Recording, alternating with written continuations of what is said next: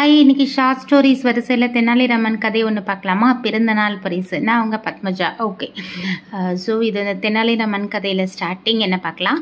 மன்னர் கிருஷ்ணதேவராயருக்கு பிறந்தநாள் விழா. நகரமெல்லாம் கோலாகலம், வீடெல்லாம் அலங்காரம். மக்கள் தங்கள் பிறந்தநாள் போல மன்னரின் பிறந்தநாளை மகிழ்ச்சியோடு கொண்டாடினர்.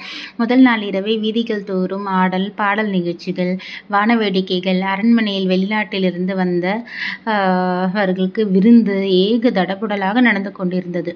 மறுநாள் அரசவையில் அரசருக்கு மரியாதை செலுத்துதல் நடந்தது.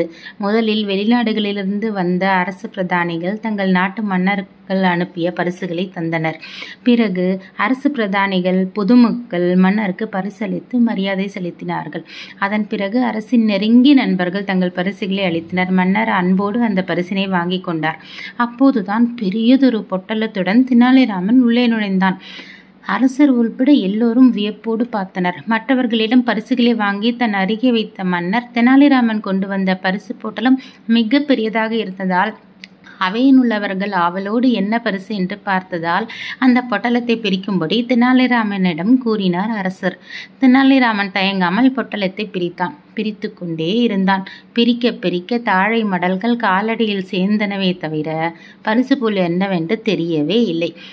அதனால் எல்லோரும் ஆவலுடன் கவனித்தனர். கடைசியில் மிகச்சிறிய பொட்டலமாக அந்த பரிசு பொட்டலம் மாறியது. அதற்குள் நன்றாக பழுத்து காய்ந்த புளியம்பழம் ஒன்று இருந்தனர். அவையினர் கேலியாக சிரித்தனர். அரசருக்கு எல்லோரிடமும் கை அமர்த்தி சிரிப்பை நிறுத்தியவுடன் தெனாலிராமன் கொடுத்த பரிசு சிறியதாக இருக்கலாம், அதற்கு அவன் கொடுக்க போகும் விளக்கம் பெரிதாக இருக்கலாம் அல்லவா என்று அவையினரை பார்த்து கூறிவிட்டு தெனாலிராமன் பக்கம் திரும்பி, ராமா, இந்த சிறிய பொருளை தேர்ந்தெடுத்ததின் காரணம் என்ன என அரசர் கேட்டார். அரசே, ஒரு நாட்டை ஆளும் மன்னர் எப்படி இருக்க வேண்டும் என்ற தத்துவத்தை விளக்கும் புளியம்பழம் என்றுதான் தெனாலிராமன் கூறினான். மன்னராக இருப்பவர் உலகம் என்ற புளிய மரத்தில் காய்க்கும் பழத்தை போன்றவர். அவர் பழத்தின் சுவையைப் போல இனிமையாக இருக்க வேண்டும். அதே நேரத்தில் ஆசாபாசங்கள் என்ற புளியம்பழ ஓட்டில் ஒட்டாமலும் இருக்க வேண்டும் என்பதை விளக்கவே இந்த புளியம்பழத்தை பரிசாக கொண்டு வந்தேன். புளியம்பழமும் ஓடு போல் ஒட்டாமல் இருங்கள் என்றான்.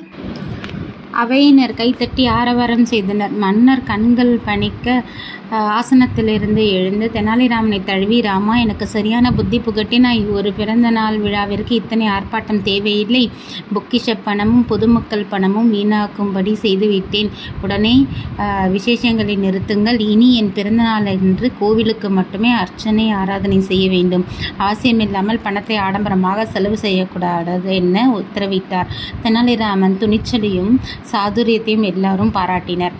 அரசர் தனக்கு வந்த பரிசு பொருட்களில் விலை உயர்ந்த பரிசு பொருளை எடுத்து தெனாலிராமனுக்கு பரிசாக கொடுத்தார். என் சேனல் பிடிச்சிருந்தது அப்படின்னா என் சேனலுக்கு சப்ஸ்கிரைப் பண்ணுங்கள், என்னோட வீடியோஸ்க்கு சப்போர்ட் பண்ணுங்கள். Thank you so much. பாய்.